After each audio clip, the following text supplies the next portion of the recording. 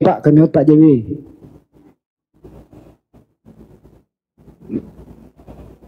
Dibuka mic-nya Pak, baru ngomong. Bahasa Aram.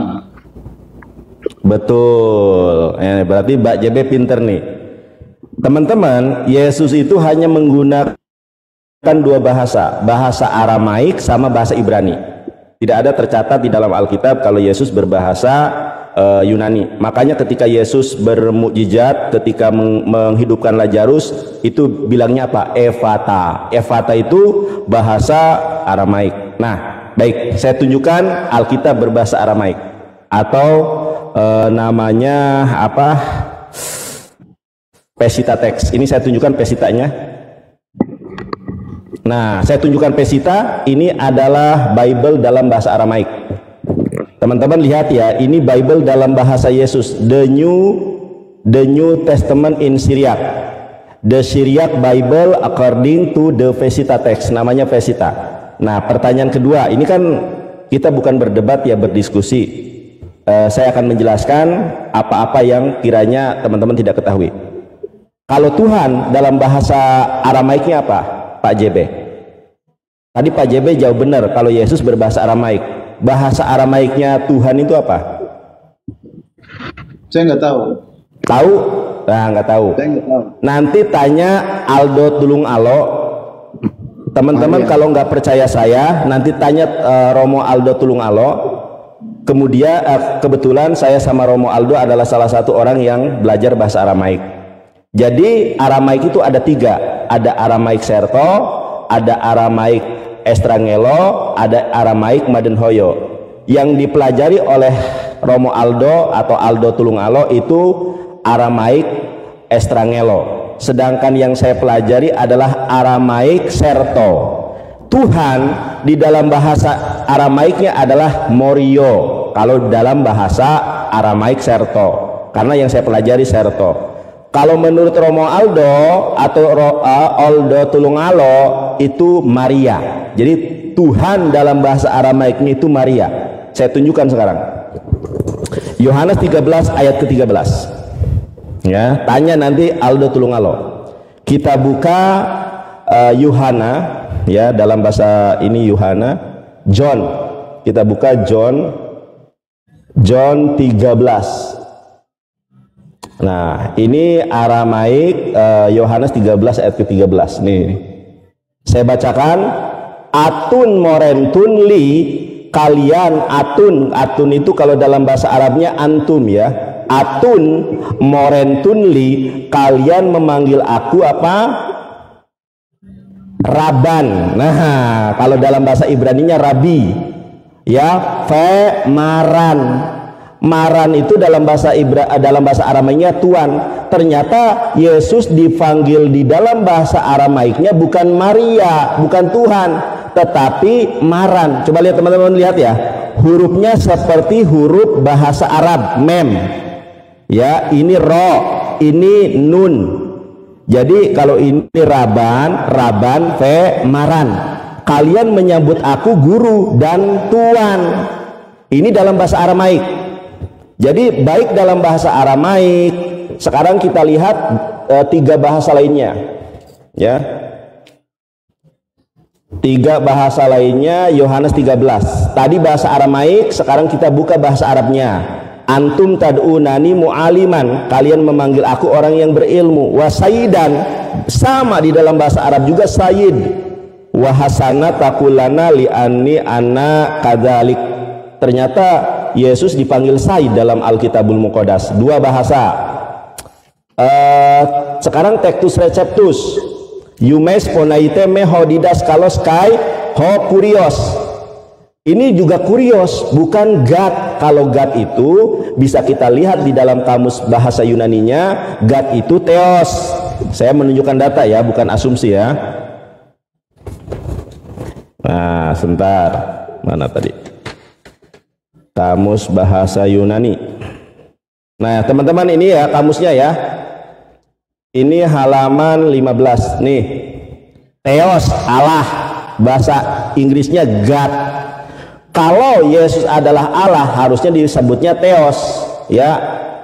Harusnya di sini itu theos, teman-teman. Di sininya kurios. Oke. 3 bahasa, bahasa Ibrani, 4 bahasa sekarang. Atem, kalian, kor imli, rabi. Kalian memanggil aku rabi, peadon. Kalau Elohim itu Tuhan.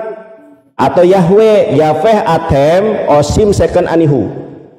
Oleh karenanya, sebelum dirubah dan direvisi oleh LAI, Yohanes 13 ayat ke-13, Yesus dipanggilnya adalah Tuhan, bukan Tuhan. Saya tunjukkan ya, Yohanes 13 ayat 13. Nih, sebelum dirubah itu Tuhan, Bang. Kita lihat Yohanes 13 ayat ke-13. Kamu menyapa aku guru dan Tuhan, dan perkataanmu itu benar, sebab memang akulah demikian, Tuhan. Makanya tadi saya tanya kepada Bapak JB Clothing, apa pertanyaan saya? Pertanyaan saya ya. Mana satu lagi Di sekolah-sekolah teologi KJP, itu Gimana? King James Version dulu, King James Version. Ini saya punya ini Bang Andi, saya punya Alkitabnya bahasa Inggris. Saya tunjukkan ya.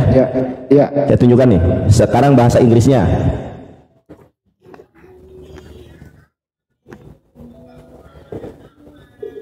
Saya punya Bible dalam bahasa Inggris. Nah, ini Bunda Mila pasti tahu nih. Lord, Nih. itu udah jelas tuh. Saya kan baca. Bunda Mila, The New American Bible, Catholic Bible Press. Saya tunjukkan di dalam Yohanes 13 ayat 13. Bentar ya. You call me teacher and Lord. Pasti gitu. Sebentar, Itu Lord, sebentar. udah jelas. Nah, ini sekarang tolong dibaca. Ini John 13 ayat 13 nih. Apa nih? You call me teacher and Baca. Lord, ya. bukan. You call me teacher and master, and rightly so, for indeed I am. Master, bukan God. Nah, dalam bahasa Inggrisnya di sini nih. Nih, teman-teman ya. You call me teacher and master, and rightly so, for indeed I am. Nah, jadi yang menjadi masalah adalah LAI yang merubah kata Tuhan menjadi Tuhan. Sekali lagi saya putarkan video edisi Dabutar ya. Makanya kan tadi saya tanya, ini penting karena teman-teman ini sangat memuja-muja ya. Kita lihat nih. Kita lihat teman-teman. dipelajari teks asli. Nah, kita lihat videonya dulu. Sabar Bang, sabar Bang. Ya. Sabar Bang. Debater Muslim Ya, terutama saya atau termasuk memilih. daftar itu adalah saya. Ya, saya memilih-milih. Saya nggak mau diskusi dengan orang awam. Kenapa saya mau diskusi dengan Kang Nandar, dengan Ustadz Nandar? Karena dalam menurut saya Ustadz Nandar memiliki pemahaman akan Islam yang di atas rata-rata. Tuh, kalau dulu Ustadz Nandar Islamnya di atas rata-rata. Saya nggak mau berdebat dengan orang awam. Sekarang debatnya sama nenek-nenek, sama mbak-mbak, sama ibu-ibu. Jadi berbanding terbalik. Kalau dulu saya nggak mau mencari orang awam, saya carinya orang yang cerdas. Terbalik. Tapi bukan video ini teman-teman ya. Ini hanya selingan. Nah ini. Di sekolah-sekolah teologi itu dipelajari teks aslinya. Hanya saja ada sebuah dogma atau ada suatu keyakinan konservatif, ada suatu warisan turun-temurun yang mengatakan bahwa terjemahan LAI ini benar gitu loh. Jadi seperti kebiasaan begitu untuk mengatakan bahwa terjemahan LAI ini benar. Padahal ya terjemahan LAI ini kalau saya lihat ya, kalau saya pelajari ini sangat-sangat mengandung banyak kesalahan. Saya punya buku bagus, ini juga punya LAI.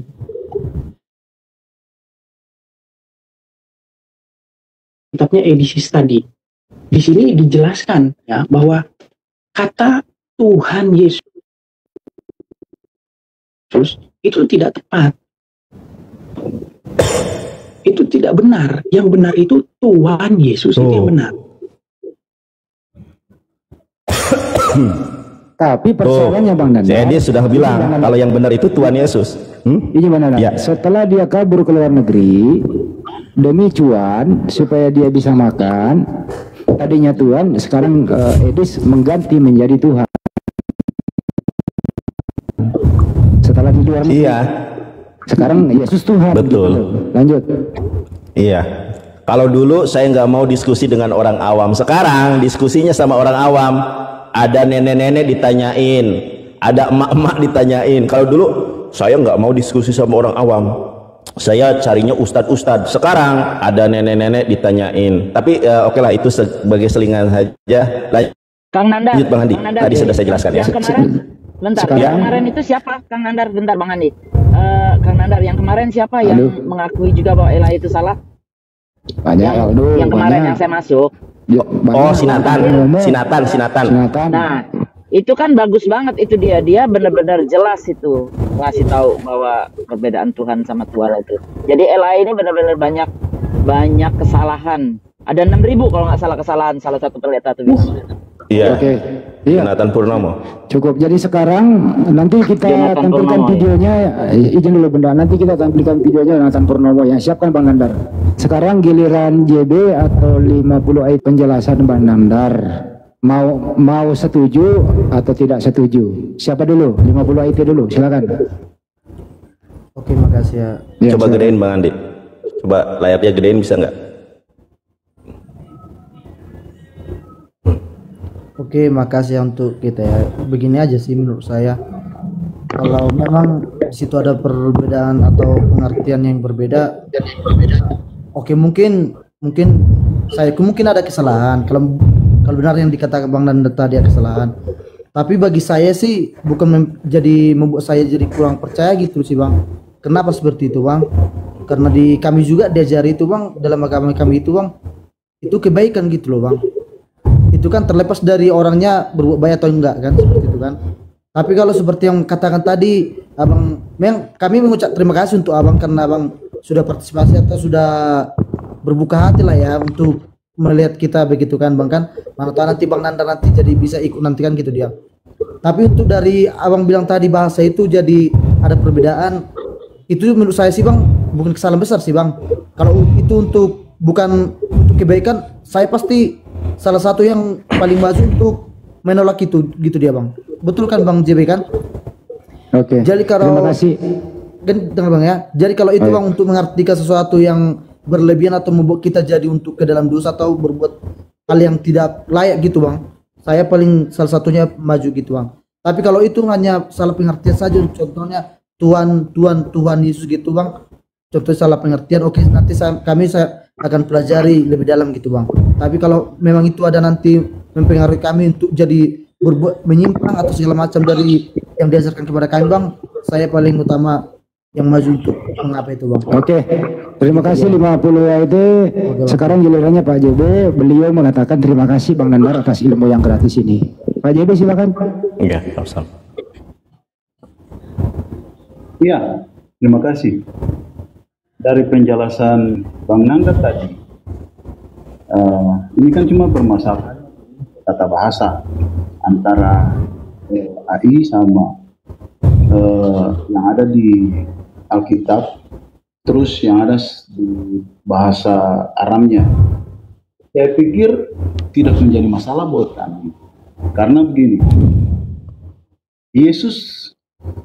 waktu Yesus mengajar untuk murid-murid, Yesus pun dipanggil guru. Yesus dikatakan Tuhan untuk kami karena pengorbanannya di tiang kayu salib dan dia mati, kemanusiaannya yang mati, dan ketika dia naik terangkat ke sorga, di situ ketuhanannya. Jadi itu menurut kami, menurut saya. Jadi kalau cuma masalah bahasa tidak berpengaruh bagi kami. Itu cuma bahasa, karena bahasa di dunia ini beribu-ribu bahasa yang ada. Jadi antara sinkronisasi satu dengan yang lain itu pun tetap ada perdebatan. Bukan cuma di masalah Tuhan dan Tuhan, ada juga yang lain, dalam versi lain dan sebagainya. Tapi pada intinya, kami percaya bahwa Yesus adalah Tuhan kami. Ya, itu saja. Jadi, sebelum saya tutup, yang saya mau bilang kepada Bang Nandar, artinya gini, tadi itu yang awal-awal saya masuk, yang baru kita berdua, itu sebenarnya saya cuma mengetes Bang Nandar. Karena begini, dari setiap perdebatan-perdebatan yang saya ikuti, itu soundnya tuh lebih besar daripada yang punya kami. Itu yang pertama. Yang kedua, setiap kalimat atau setiap kata yang menjadi senjata itu pasti dikunci, dan itu akan menyerang kami. Contoh, Bang Nandar sebut saya pengikut Edis, penyembah Edis, terus saya pendeta, saya pastor. Maksudnya apa Bang Nandar? Jangan membuat hoax. Karena iman kami hanya percaya untuk Yesus. Jadi jangan membawa narasi ke tempat lain. Tadi yang saya katakan. Yang lain diam dulu, biarin dulu. Nggak apa-apa. Kita harus adil lah. Kenapa dia curhat? Kita harus adil sama mereka. Nggak apa-apa. Contoh dibilang, pas saya bilang percaya langsung di lock. Dikunci kata percaya itu langsung padahal kan belum dengar lanjut. Nah, sekarang saya tanya, kalau misalnya bicara percaya, seorang guru yang mengajarkan kita di sekolah, ketika mengatakan kebenaran, kita pasti percaya kan? Tapi percaya bukan berarti nyembah dan mengikuti semua. Enggak Bang, saya moderator, saya berhak memotong. Menurut Anda, penjelasan Bang Nandar tadi ini, menurut Anda salah atau benar? Maksudnya gimana? Anda tadi menyimak penjelasan Bang Nandar mulai dari original teks, berbagai bahasa, diterjemahkan ke bahasa Indonesia. Pertanyaannya adalah, penjelasan Bang Nandar menurut Anda salah atau benar? Silakan. Kan tadi saya sudah jelaskan, itu relatif. Kalau menurut saya relatif. Saya enggak relatif. Itu tergantung masing-masing. Tergantung siapa yang menerima itu. Apa maksud kata relatif dengan topik yang tadi? Apa maksudnya? Ya, itu kan pemahaman kita ini, Bang. Maksudnya gini, masing-masing antara umat Muslim dan umat Kristen itu beda-beda. Contoh. Oke, baik. Kalau begitu saya balikin ke topik. Menurut Anda, kurios itu diterjemahkan ke bahasa Indonesia apa, Bang? Saya bukan ahli bahasa. Nah, kalau begitu Anda standby. Jadi saya tidak bisa menjelaskan. Anda tidak ngerti penjelasan Bang Nandar tadi. Iya, karena gini. Oke, Anda ngerti Bang Nandar. Saya tanya gini, penjelasan Bang Nandar. Oke, penjelasan Bang Nandar. Tapi saya mau tanya, apakah Bang Nandar ini ahli? Anda nggak berhak bertanya, saya yang bertanya, saya moderator. Nggak bisa lah. Oke, sekarang Anda standby gantian. Itu yang saya gantian terima kita baik maju. Izin Bang, saya moderator loh. Referensinya. Saya berhak memute Anda. Sekarang kita maju selangkah giliran Bang Nandar. Yesua Amasia itu atau Yesus Bang Nandar atau semuanya yang ada di sini, gelar sepatutnya itu Tuhan atau Tuhan untuk Yesus. Bang Nandar lagi, silakan.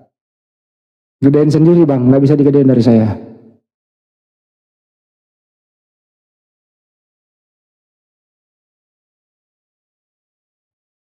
Silakan.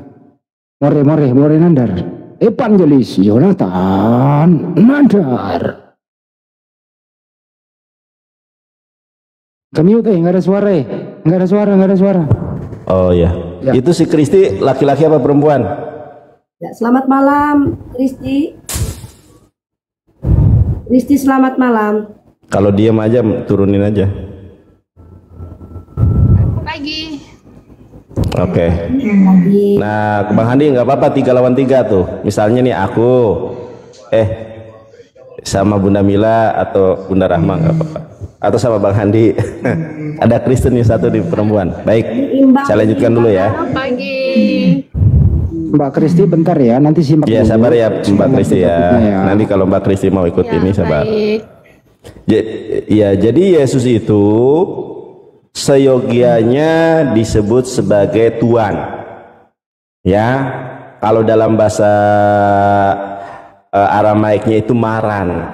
Makanya kalau saya lagi les bahasa Ibrani itu disebutnya Mar. Banyak orang-orang Kristen, teman-teman saya belajar bahasa Ibrani, Mar Yismael. Jadi kalau di kelas Ibrani saya namanya bukan Yonatan tapi Yismael. Mar Yismael, Mar itu Tuhan. Oke, saya tunjukkan kalau Yesus itu adalah hamba. Jadi nggak bisa dia jadi God atau jadi Theos. Kita lihat di sini.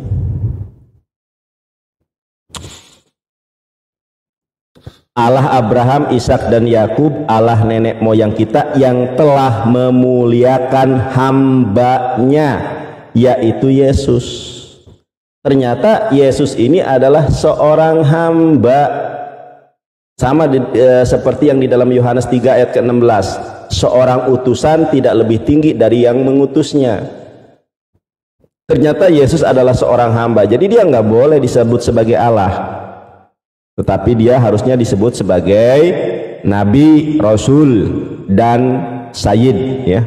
Saya tunjukkan di dalam Matius 21. Sebentar, Matius 21 ayat ke-11. Nah, bahkan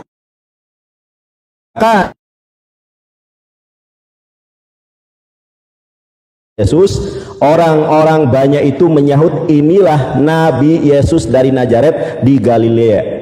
Ternyata orang-orang yang percaya Yesus sebagai Mesias pada saat itu nyebut dia sebagai Nabi.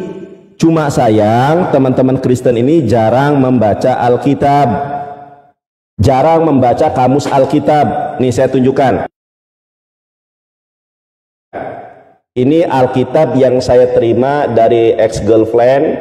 Dulu di Gemahak saya mempunyai nama Antoni Faris dari Ika Puspitasari. Ini dari Gereja Masehi Advent Hari ke-7. 0607-2009 di Balikpapan, Kalimantan Timur. Saya tunjukkan kamus Alkitabnya. Ya, teman-teman banyaklah membaca kamus Alkitab nih. Nabi, seorang hamba Tuhan. Ternyata Yesus adalah seorang hamba Tuhan. Nih, dia adalah Nabi Yesus. Kita lihat kamus Alkitabnya halaman 376. Nabi adalah seorang hamba Tuhan, bukan Tuhan, bukan Theos, yang dipanggil untuk menyampaikan firman Allah kepada manusia, khususnya para nabi Israel yang bertindak selaku pembicara atas nama Allah seperti Musa, Elia, Amos, Yesaya dan lain-lain. Seringkali mereka harus menentang raja atau rakyat Israel sendiri yang telah menyimpang dari kehendak Tuhan.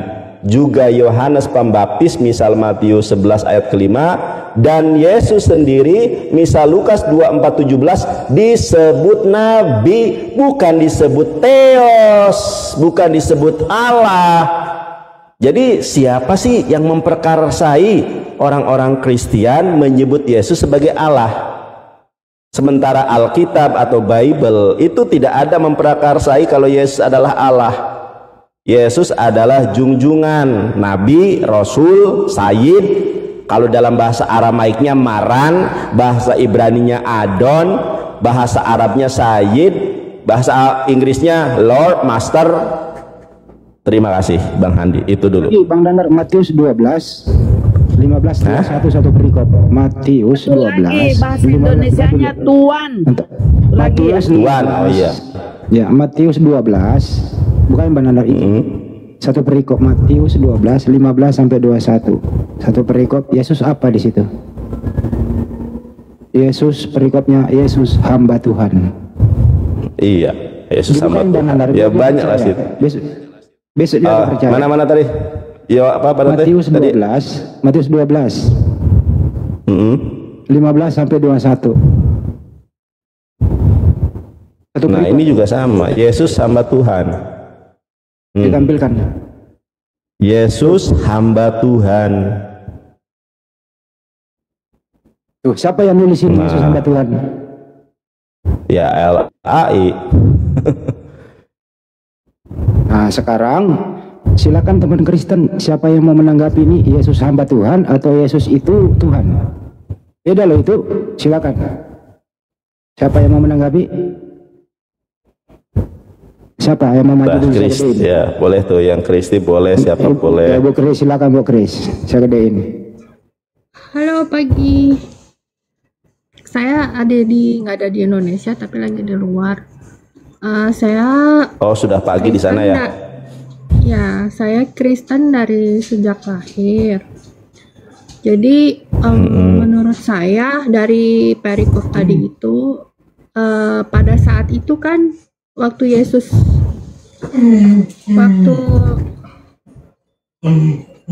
waktu Yesus lagi berbicara, dia kan masih hidup ya, dan waktu zaman itu kan mereka belum ada juru selamat. Maka pada waktu itu dibilang perikopnya itu hamba Tuhan. Nah, bagi umat pengikut Kristus yaitu Kristen, kenapa menganggap Yesus sebagai Tuhan? Karena kan disalib, meninggal, dikubur, dan bangkit naik ke surga. Itu yang dipercayai oleh umatnya. Mengapa kita percaya dia sebagai Tuhan juru selamat gitu. Saya udah coba buka cam tapi nggak bisa ini. Udah ya? Oh bisa Kak, bisa Pak. Nah, itu tadi bisa, jangan ditutup lagi.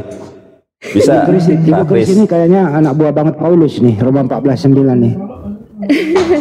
Coba lanjut. Nah gitu Kak Kris. Ya. Lagi di mana? Amerika Kak Kris? Lagi di Kanada. Oh Kanada ya siap. Sama kayak Bunda Mila nih di Kanada. Iya Bun. Gak ada negara ya. Saya di Grinding Mbak. Ya lanjut. Saya di LA ya. Oh di LA. Dan di Kanada itu Mbak Epi Hasan. Oh iya. Jadi di mana? Bentar, mohon maaf Bun. Di Jamaika Kum. Saya di Ontario, di Sudbury, daerah Sudbury. Terusin Mbak, terusin, jangan diganggu. Okay. Lanjut yang tadi ya, sebagai saya dibaptis dan Kristen dari sejak lahir ya, saya percaya Tuhan Yesus juru selamat saya, makanya saya menyebutnya Tuhan gitu loh. Untuk bagi yang tidak mempercayai sebagai juru selamat ya nggak apa-apa juga kalau menganggapnya sebagai Tuhan gitu, Master gitu. Seperti itu sih tanggapan saya. Mungkin ada pertanyaan. Iya, jadi di sini nggak ada pemaksaan Mbak. Mbak mau menuangkan dia nggak ada masalah. Kita hanya diskusi biasa, tidak memaksakan kepercayaan orang di sini ya. Kita toleran kok di sini Mbak. Jadi menurut Mbak, Yesus waktu di bumi dia hamba. Nanti setelah mati, hidup kembali baru menjadi Tuhan. Betul. Roma 14 nomor 9. Bisa dibacain Mbak? Roma 14 nomor 9. Aduh saya. Iya. Bentar ya. Mungkin Pak Nandar bisa tunjukin. Oke, Bang Nandar coba ditampilin Roma 14 nomor 9. Bang Nandar lagi yang ngomong, silakan Bang Nandar. Kenapa Bang Andi? Ibu ini, Yesus waktu di bumi memang dia hamba, tapi setelah disalib, baru bangkit, baru menjadi Tuhan. Roma 14:9 sama Kisah 2:32. Tuhan juru selamat ya. Tuhan sebagai juru selamat. Jadi kalau masalah Tuhan itu salah terjemahan sebetulnya. Tuhan itu yang benar. Iya, pada saat konteks waktu dia ditanya sama orang Farisi itu ya memang dia bilang iya, dia itu master gitu loh, Tuhan untuk ajarannya dia gitu, dan dia mempertanggungjawabkannya sampai mati. Iya, tapi kalau Yesus dipanggil God ada nggak? Yesus dipanggil God gitu kan oleh 12 muridnya atau Bunda Maria gitu, ada nggak? Pada saat itu sih, pada waktu dia hidup sih enggak ya. Nggak ada. Baik, sama gini aja. Kak Kristi, bahasa Ibraninya juru selamat itu apa ya? Mesias. Oh, Mesias mah Kristus yang diurapi. Dalam bahasa Yunaninya soter. Mesias itu Mesias dengan juru selamat berbeda. Kalau Mesias itu Al-Masih dalam bahasa Arabnya, dalam bahasa Yunaninya Kristus. Artinya yang diurapi Tuhan. Nah, yang saya tanya juru selamat. Juru selamat dalam bahasa Ibraninya apa? Kalau tahu katakan tahu, kalau tidak katakan tidak. Mosia. Oh yes. Alright. Bisa saya bantu kakak Kristinya itu Bang Nandar? Saya udah Sebentar, belum. Tadi belum. Sebentar, 50 IT. Saya tidak belajar bahasa banyak. Iya, makanya saya ajarin, nggak apa-apa. Iya. Gimana Bang Handi? Juru selamat Mosia. Oke, saya besarkan layar saya. Iya. Jadi biang dari segalanya ini adalah LAI sebetulnya. Saya tunjukkan ya. Nah, ini dalam bahasa Ibraninya. Mohon maaf tulisan saya jelek ya. Ini mem, ini fab, ini sin, ini yud, ini ain. Ya, ain. Dibacanya Mosia. Ya benar. Ya, sebentar. Ini bahasa bahasa Ibraninya Mosia. Nah, Bang Handi saya tunjukkan. Ini di screenshot ya teman-teman ya. Tapi tulisan saya jelek. Ini mem, ini fab, ini sin, ini yud, ini ain. Jadi bacanya Mosia. Mosia itu dalam bahasa Indonesianya juru selamat ya. Saya ini aja nih, juru selamat. Oke. Sekarang jadi saya tunjukkan aja deh. Oke. Saya tunjukkan aja kepada teman-teman ya.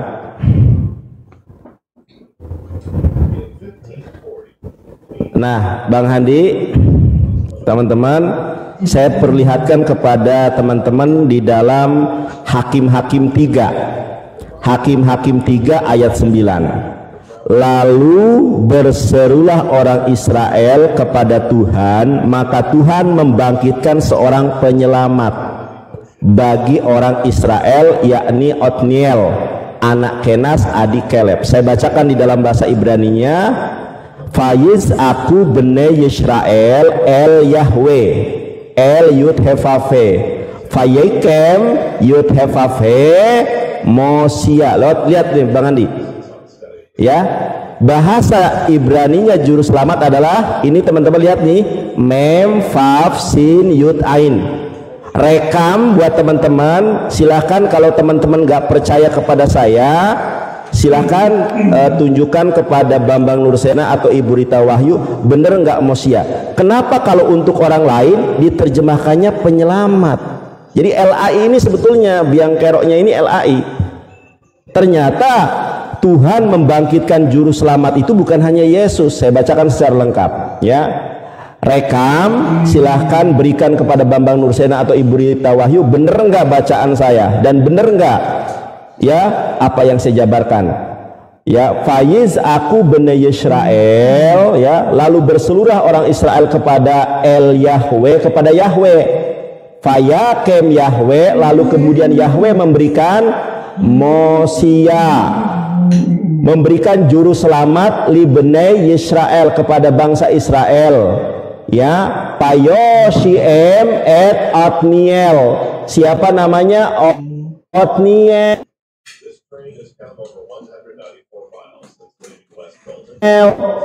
ya. Saudara Kaleb Hakaton Mimenu gimana? Lanjut apa Mbak Kristi apa? Enggak, tadi putus suaranya. Apa? Tadi putus, mundur suaranya putus. Mundur setengah menit ke belakang. Mundur setengah menit ke belakang. Oke. Saya tunjukkan nih ya. Oke, saya tunjukkan.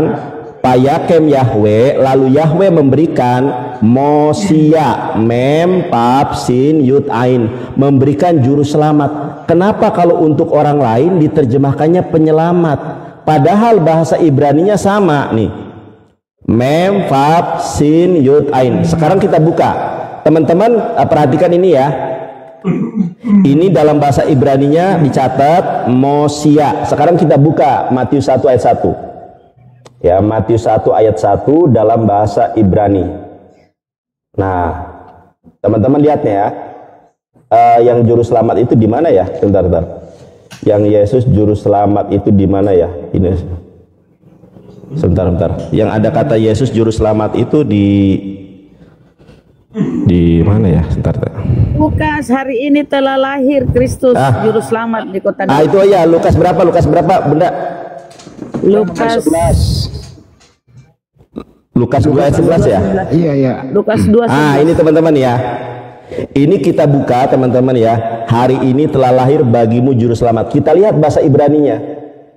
Nih, saya bacakan nih. Coba hurufnya sama enggak dengan yang Hakim-Hakim 3 ayat 9 nih?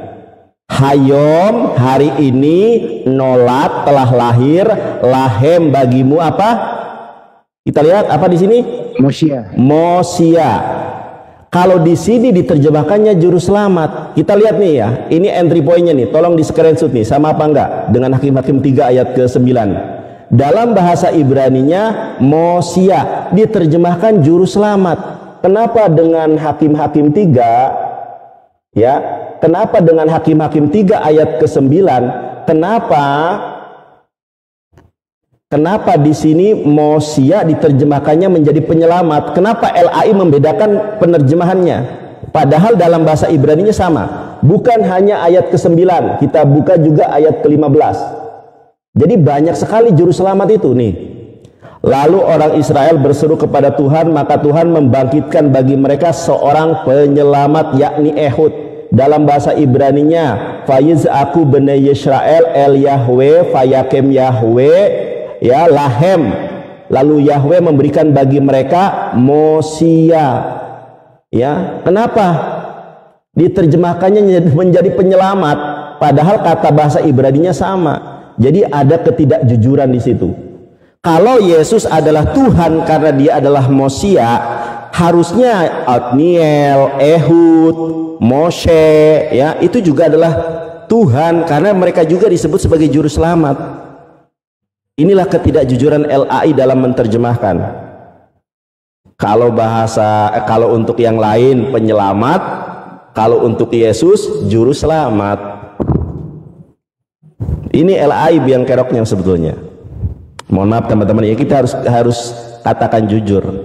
Oke, begitu Bang Handi. Kalau ada yang kurang paham boleh ditanya ulang ya. Silakan Mbak Kristi.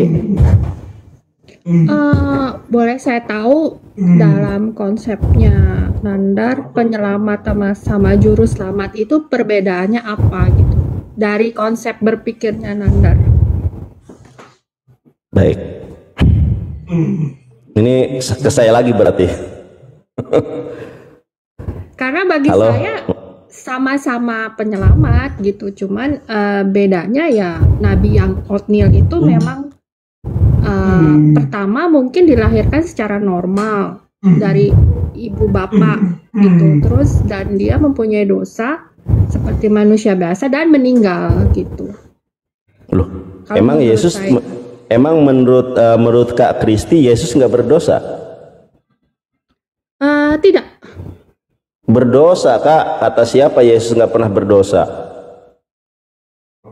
Menurut di kitab saya tidak berdosa, tidak ditemukan Samba. kesalahan dan tidak Datanya jelas berdosa, dia ngutuk pohon ara kok ngutuk. Kak Kristi, saya besarkan dulu ya. Saya akan tunjukkan kalau Yesus berdosa. Mau? boleh. Oke, sekarang gedein layar saya. Saya sendiri yang bisa ya. Bisa Nah, boleh? bisa, Bang Handi. Layarku gedein. Nah, Iya itu bisa. Kak Kristi dan teman-teman semua, kalau menurut Kak Kristi mencuri itu apa Kak? Berdosa. Enggak, bukan berdosa, maksudnya definisi mencuri itu apa? Mengambil Mengambil hak sesuatu orang yang lain. bukan miliknya. Oke, kita dari KBBI aja deh, ya. Nah, ini dari KBBI nih. Mencuri KBBI. Menurut Kamus Besar Bahasa Indonesia, mencuri berarti mengambil milik orang lain tanpa izin atau dengan tidak sah, biasanya dengan sembunyi-sembunyi, betul? Inilah definisi mencuri menurut KBBI. Mengambil sesuatu dengan diam-diam tanpa seizin pemiliknya. Nah, apa korelasinya dengan Yesus berdosa? Saya tunjukkan Yesus berdosa. Ya. Yesus itu berdosa. Di mana dosa Yesus?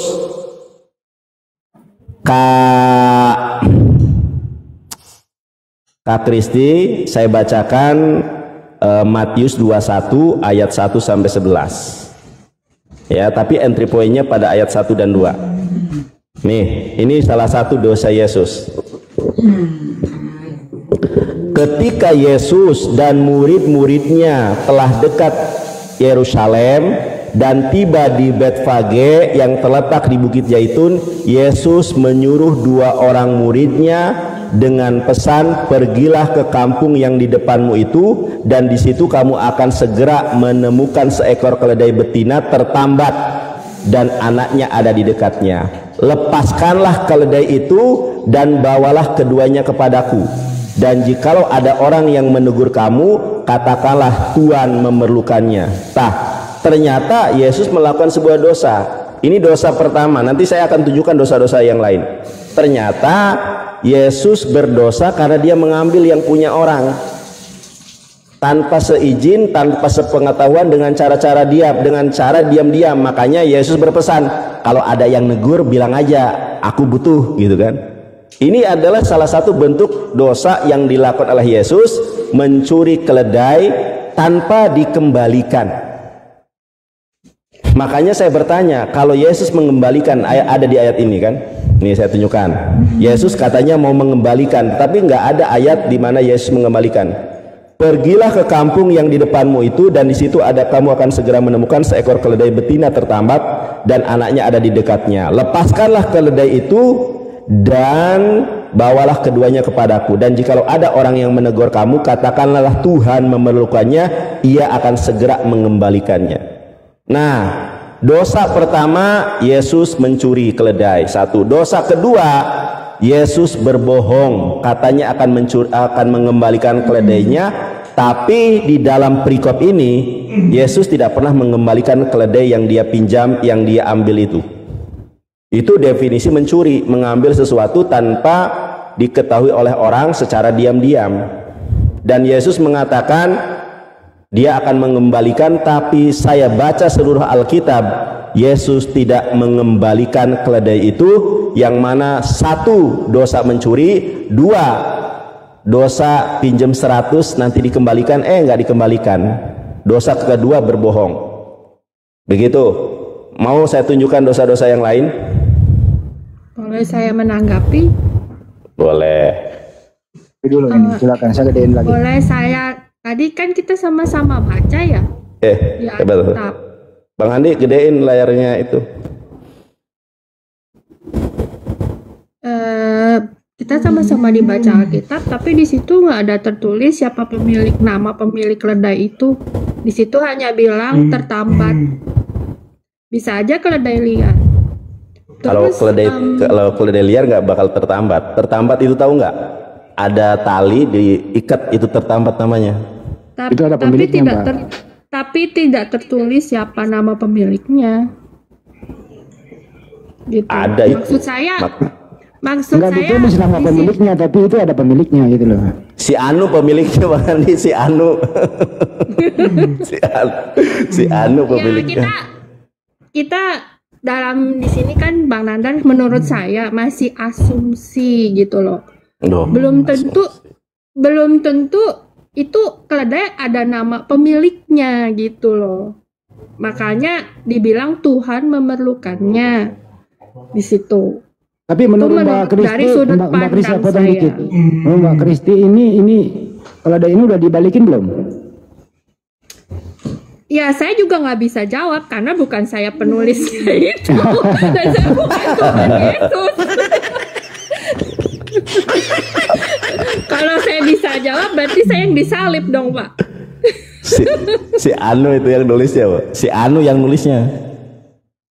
Ya, menurut saya sih itu sih, Pak, untuk fairnya ya. Itu kan baru asumsi Bapak gitu. Di situ tidak ada tertulis nama pemiliknya gitu. Dan jelas menurut saya itu, Mbak. Kalau berdasarkan letterlux gitu. Dan jelas bukan punya gua itu, Mbak ya. Jangan, saya nggak terlibat di situ. Nah, untuk juga seperti sama kasus saya gitu, seperti dia bilang kepada muridnya, tolong ambil koin di dalam mulut ikan. Berarti kan dia lebih berkuasa mengetahui segala sesuatunya gitu. Kalau dia bilang Dan anjing ternyata- kalau dibilang anjing ke orang, apa berdosa kita kalau Ntar dulu, orang jangan kita pindah ke situ dulu satu-satu. Enggak, di situ juga di Alkitab ada satu peristiwa di mana murid-murid Yesus disuruh membayar pajak tapi tidak punya uang. Dan Tuhan bilang suruh ambil koin di dalam mulut ikan. Tuhan Enggak, Yesus waktu dia- bilang seperti itu. waktu dia bilang Dan anjing, koin itu pun ada di dalam mulut ikan itu. Lu Bunda jangan. waktu dia bilang anjing, apa itu bukan dosa? Jangan pindah ke situ dulu Bunda. Ini dulu. Saya bisa bertanya Kak, satu Ntar dulu, ini dulu ditanggapi.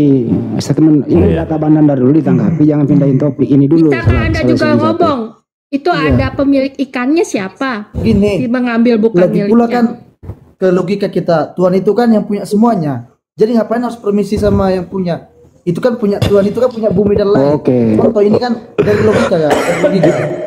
Tuhan itu kan punya semuanya. Bang, itu punya orang, Bang. Itu bukan punya, Bang, begini ya, Bang. itu bukan punya Yesus, itu punya orang.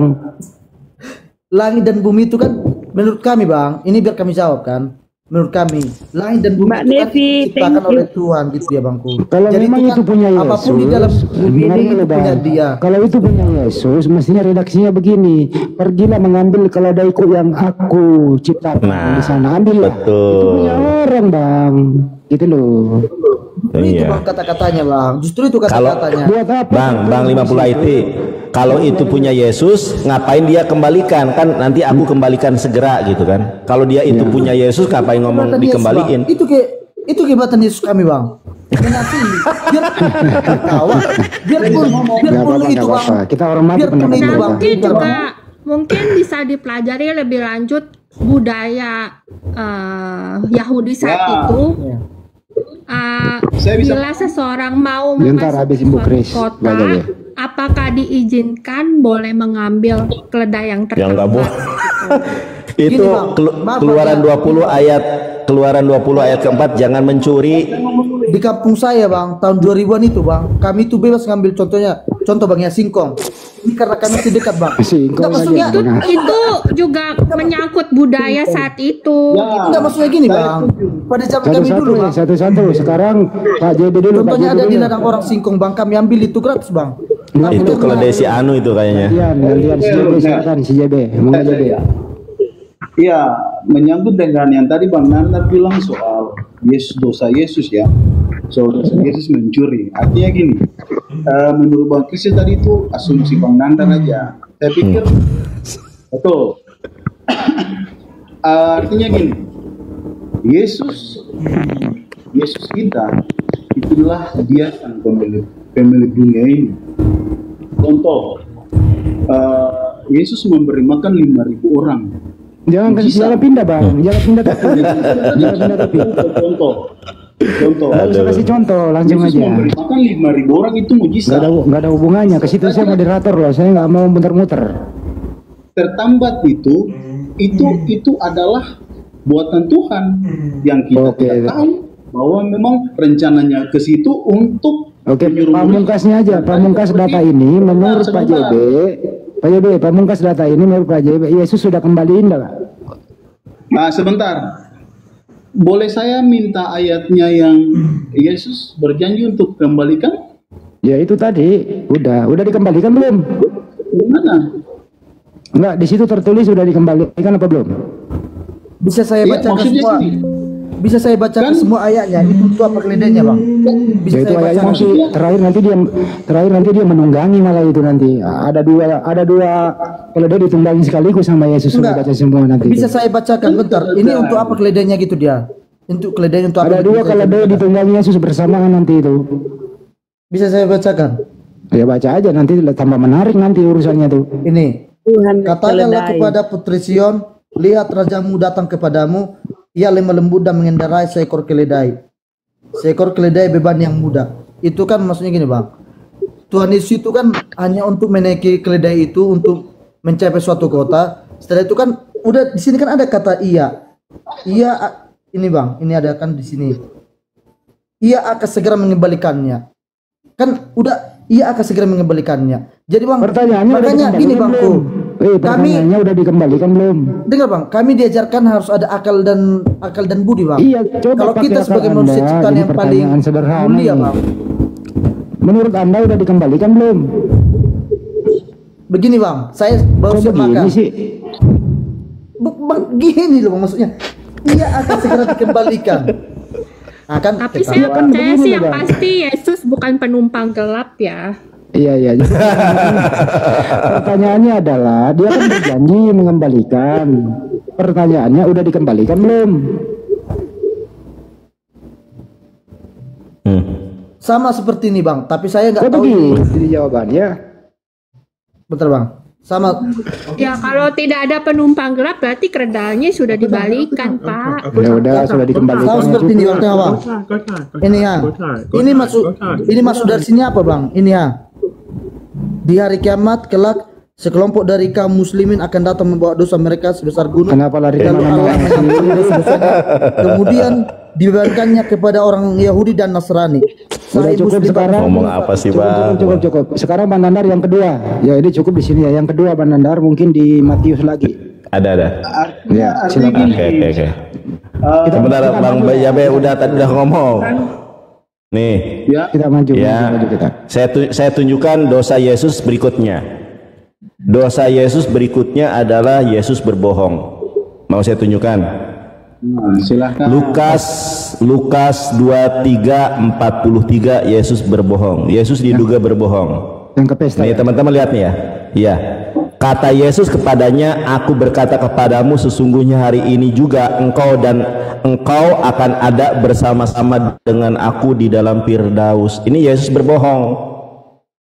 Karena Yesus naik ke sorga ke Firdaus itu nanti setelah hari Paskah. Ya, ini di sini ketika Yesus berbicara kepada orang yang di sampingnya yang disalib itu, engkau bersama-samaku di surga hari ini juga. Yesus berbohong. Hari itu sampai hari-hari berikutnya, sampai dia bangkit di hari ketiga, Yesus masih di bumi. Barulah setelah masa peniupan Roh Kudus, lalu Yesus naik ke sorga. Ini sudah bohong. Katanya hari ini bersamaku di sorga. Ternyata dia masih di bumi, masih teriak-teriak Eli Eli lama sabachthani. Ini kebohongan Yesus yang diduga ya teman-teman ya. Diduga Yesus berbohong karena hari ini kamu bersama-samaku di sorga. Ternyata dia masih di bumi. Nah, itu kebohongan berikutnya. Nah. Benar. Tapi ini kita bahasnya apa ya? Ini tiba-tiba ke sini ya, Bang Andi. Masalah Tuhan jadi ini. Tadi mengenai tadi bahasa kan moderator, gara-gara Ibu Kristi tadi mengatakan Yesus itu tidak ada dosanya. Itu tadi tidak berbohong. Itu tadi. Saya ke sana. Kalau menurut Ibu Kristi itu mengutuk itu dosa nggak Bu Kristi? Ya, mengutuk pohon ara juga dosa itu. Karena itu buahnya tidak berbuah untuk Tuhan kan. Nggak masuk buah itu kan ada mengutuk Yesus mengutuk pohon ara itu. Itu kalau mengutuk itu dosa nggak?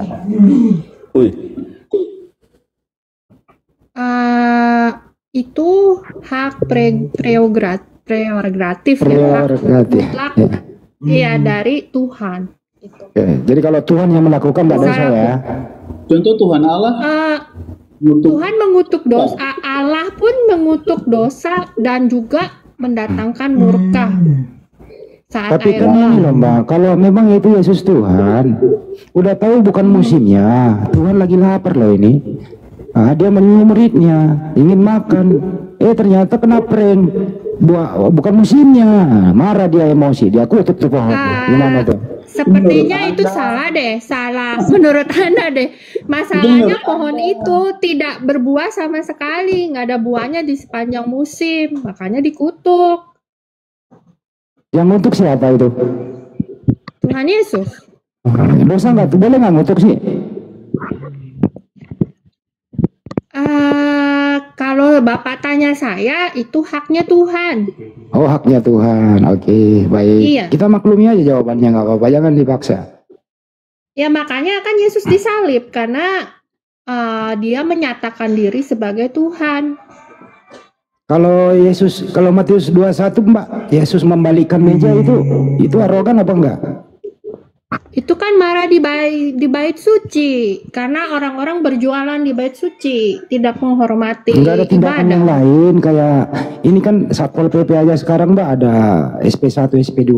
Kalau Yesus mengeksekusi meja orang dibalik-balik gitu loh. Itu gimana itu? Sekarang gini, kalau di keadaannya gini, misalkan di Istiqlal, orang lagi ibadah, orang jualan di situ, marah gak? Kami sepakat semua itu tindakannya mereka salah, tapi cara mengatasinya kok kayak preman.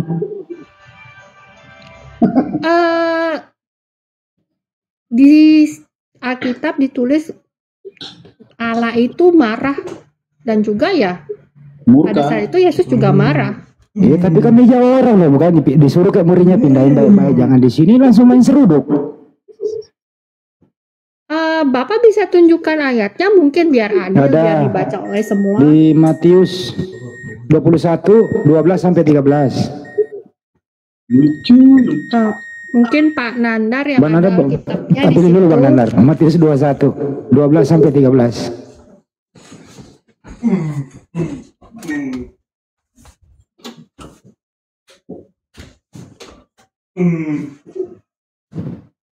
Matius 21 12 sampai 13.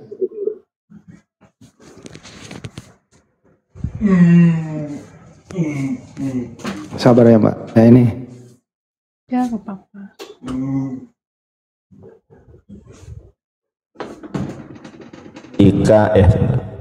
Lalu Yesus masuk ke bait Allah dan mengusir semua orang yang berjual beli di halaman bait Allah. Ia membalikkan meja-meja penukar uang dan bangku-bangku pedagang.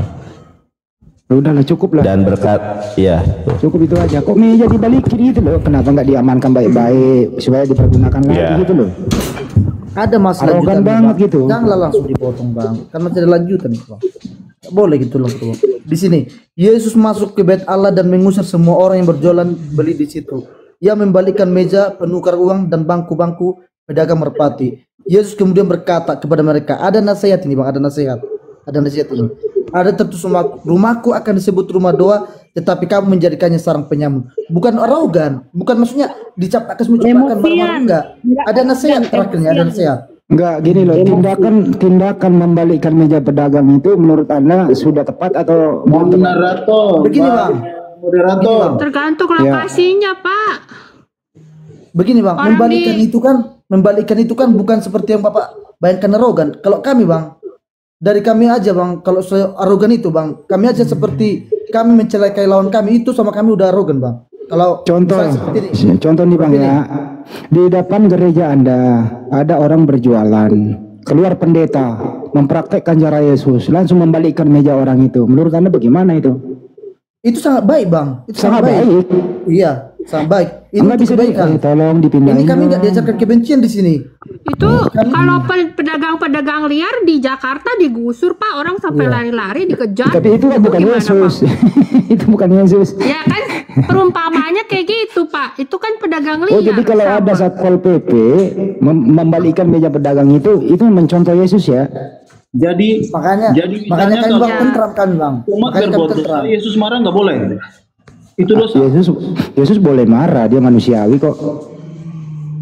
Justru itu. Maksudnya itu ini dosa. kan dengar bang, di sini bang semua Yesus bukan malaikat, nggak pernah marah. Boleh marah dia, tapi jangan kebablasan kayak gitu dong, kan nggak bagus dicontoh. Terus maksudnya kenapa? Ya maksudnya jangan arogan kayak gitu, meja kok dibalikin segala rusak. Sama kayak saya, abang coba. Bapak tahu nggak kalau zaman dulu itu bait suci itu kan suci. Orang yang mendekat ke bait suci itu bisa meninggal di tempat. Ya Tuhan katanya. Kalau ketahuan. Karena maksud saya dalam konteks zaman dulu. Saya izin ngomong. Satu-satu Saya izin ngomong. Bang Adi, saya izin ngomong. Sebentar Bunda Mila dulu.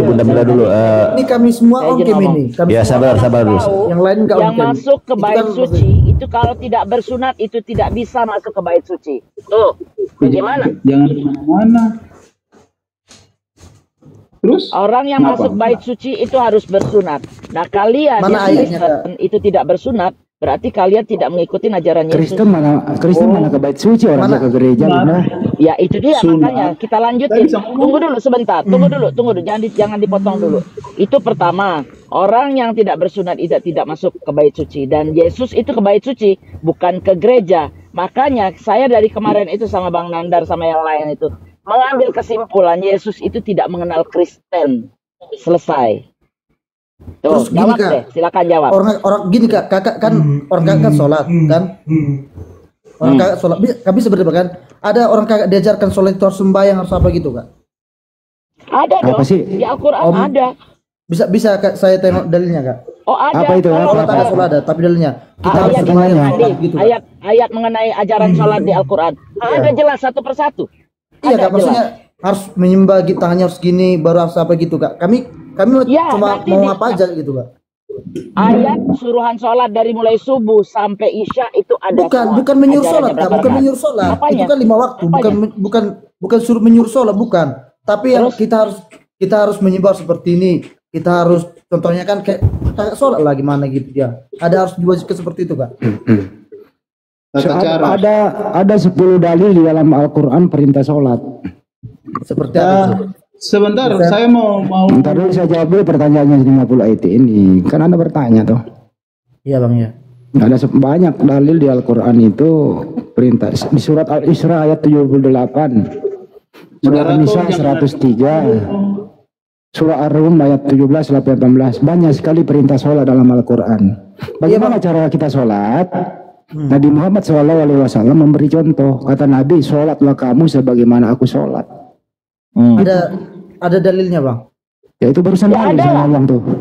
Enggak, maksudnya sholat itu harus seperti ini, maksudnya Bang gini harus seperti ini. Sama seperti tadi itu Bang, kambing yang tadi itu Bang, dibalikkan enggak kambingnya? Sama seperti ini maksudnya Bang. Itu dalil yang saya ngomong tadi loh. Dalil Bang itu Bang. Dalil itu.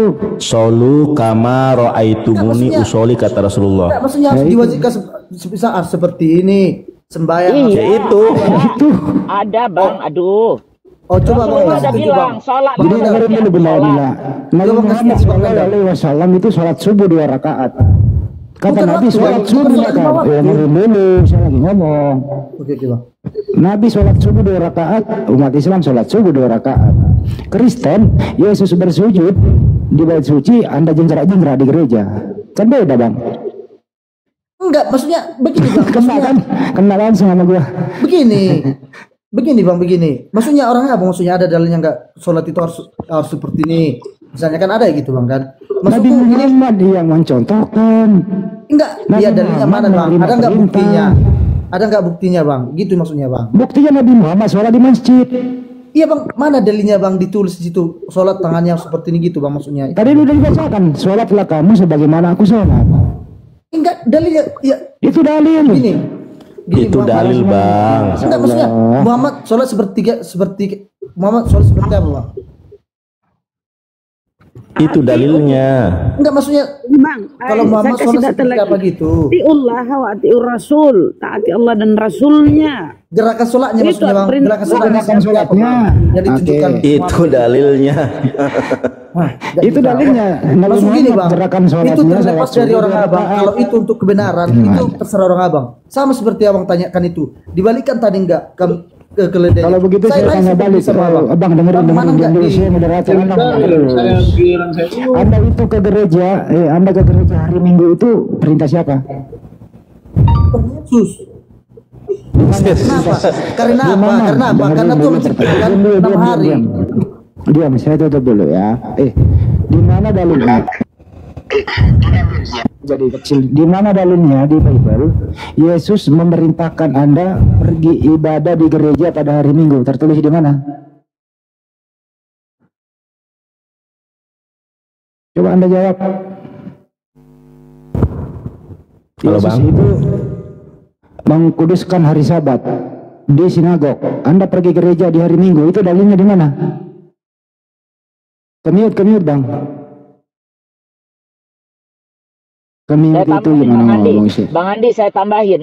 Saya kan udah bilang dari tadi. Jangan ditambahin, Yesus Bung, itu dia tidak udah mengenal tersulit nggak bisa Kristen. menjawab. Jangan dulu, Itu Bun. dia. Dia disuruh jawab dulu Hah? dalilnya. Saya mau jawab. Ya nggak ada lah.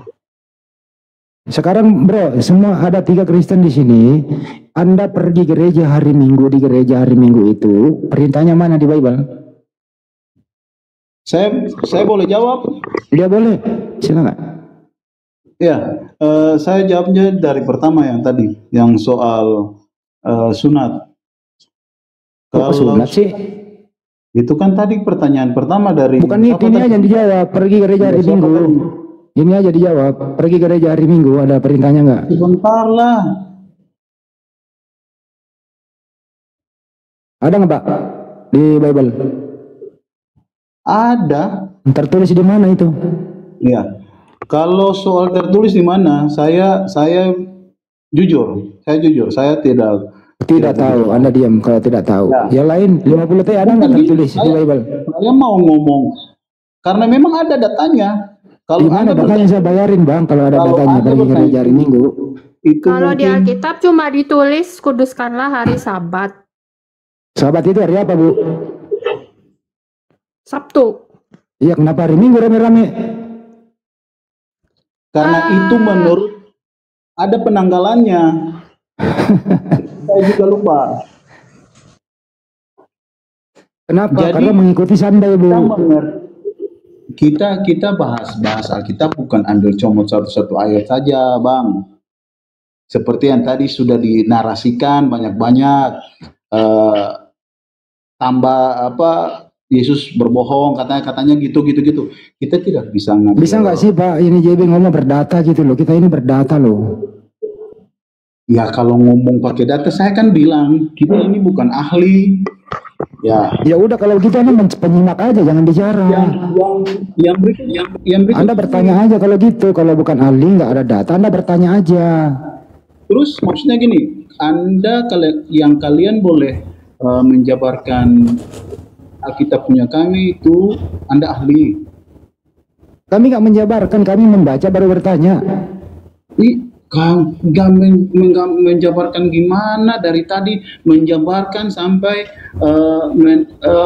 menyimpulkan bahwa Yesus berdosa, menipu dan sebagainya. Nggak ada yang bilang menipu, nggak ada. Nggak ada yang bilang menipu, nggak ada. Nggak ada yang bilang menipu, nggak ada. Jangan ditambahin. Tadi katanya berdosa, menipu, mencuri. Nggak ada yang bilang menipu, Anda yang bilang loh. Mencuri kan? Nah itu kalau ada orang mau dibalikin. Jadi gini, soal tadi sunat itu harus dipahami melalui tradisi-tradisi Yahudi. Itu konteksnya yang di dalam Alkitab itu tradisi-tradisi. Sunat itu bukan tradisi, itu perintah. Perintah Tuhan itu, sunat. Haruslah dikerat kulit hatammu. Yang tidak disunat harus dulu, yang tidak disunat harus dilenyapkan dari muka bumi. Yesus sudah lahir, Yesus sudah menebus dan segalanya itu jawab tidak bebas. Udah. Iya kan? Karena menurut Paulus, ini kan hipokrisnya pengikut Paulus nih. Pengertian nomor 2, menurut Paulus, jika kamu mengingatkan dirimu, Kristus tidak berguna bagimu. Jadi siapapun Kristen yang bersunat, Yesus tidak berguna. Kalau bicara Kristen tidak ada diam. Pak Handi, Yesus Kristus. Sunat itu kalau di Alkitab itu khusus untuk orang Yahudi. Iya Bu, nggak apa-apa Bu. Boleh saya tambahin sedikit, saya tambahin sebentar Bunda Kristi, sebentar Bun sebentar. Jadi kalau memang itu segala sunat segala macam untuk orang Yahudi, makanya saya tadi kan udah bilang bahwa Yesus itu kan orang Yahudi dan Yesus itu tidak pernah mengenal ajaran Kristen yang sekarang ada. Kenapa saya bilangkan begitu? Dari mulai cara dia menyembah Tuhan di bait suci, dia tidak mengenal gereja, dia tidak mengajarkan nyanyi-nyanyi seperti itu, dia bersunat, dia sujud, itu semua yang diajarkan oleh Yesus. Nah sekarang yang Anda lakukan itu lain sama sekali. Dan Yesus tidak pernah mengakui dirinya. Nah sekarang tunjukkan nama saya satu aja ayat yang menyatakan bahwa saya ini mengenal Kristen. Di mana ayatnya dia itu kalau dia mengenal Kristen? Itu aja, jangan dibalik ya, jangan dibalik kalian mengenal Yesus. Tentu saja kalian mengenal Kristen. Tapi yang saya tanya itu Adakah Yesus di situ mengenal Kristen? Ajaran apa yang dibawa sekarang sama Kristen itu diajarkan oleh Yesus? Itu aja. Langsung ya, nggak usah muter-muter yang lain. Bunda, Halo, Ibu. Ini Bu Bunda, Kristi aja ngomong dulu, yang lain diem lah. Maaf ya. Saya bisa Kalau dari kan Kristus itu pertama ada sebagai juru selamat untuk orang Yahudi. Kemudian dia kan mempunyai rasul yang lain. Nah, untuk non-Yahudi ada Rasul Paulus. Paulus yang menyebarkan kasih. Yahudi itu tidak menyembah Kristus, tidak menyembah Yesus. Dia punya Tuhan sendiri. Yesus itu messenger. Yesus itu utusan, jalan menuju ke Bapa. Jadi tidak ada ajaran di situ Yesus mengaku dia Tuhan. Nah, kalian kan yang menuhankan. Kenapa kalian menuhankan? Itu kan ngikutin Paulus. Paulus yang bilang di Roma apa di mana itu. Nggak ada. Yesus sendiri tidak pernah mengakui. Tunjukin nama saya kalau Yesus mengaku dirinya. Sembahlah saya adalah Tuhan. sebentar. Satu-satunya Tuhan yang harus disembah. Ibu Kristi dulu sama Bunda Mila, Bang. Iya, Kita saya diem dulu. mau pamit. Soalnya saya mau kerja. Biar aja Bang Andi. Ya. Ya, mungkin terima kasih atas perdebatan, bukan perdebatan ya, Iya kakak, makasih kakak. tapi boleh saya memberi masukan. Artinya gini, mau bahas punya kitab, Suaranya berisik. itu harus ahli lah. Selama saya pantau di sini, Bapak Ibu semua bukan ahli dalam penafsiran Alkitab, jadi mohon maaf ya. Kami Oke cukup Bang. Kami bukan ahli tapi kami bisa membaca dengan baik. Oke, Dari kakak siap. Anda sama sekali nggak tahu. Ya, Makasih ya. Makasih kakak ya, maaf ya. Oke. Anda Ya, itu ya. cuma modal iman doang. Jangan digituin Bang Bunda. Jabe. Dia kan masih sopan, janganlah, biarlah. Masih anak-anak. Semoga Anda kembali lagi dengan modal yang baik. Silakan Bunda Mila tadi tertunda sama Ibu Kristi. Jadi Bu Kristi, ayo tanggapin saya bahwa Yesus itu tidak mengenal Kristen. Nah, tunjukin nama saya atau Iwan Villa yang dibawa, teman-teman kita yang dibawa atau orang Kristen yang bawa. Bahwa Yesus itu mengenal Kristen. Kristen itu akar katanya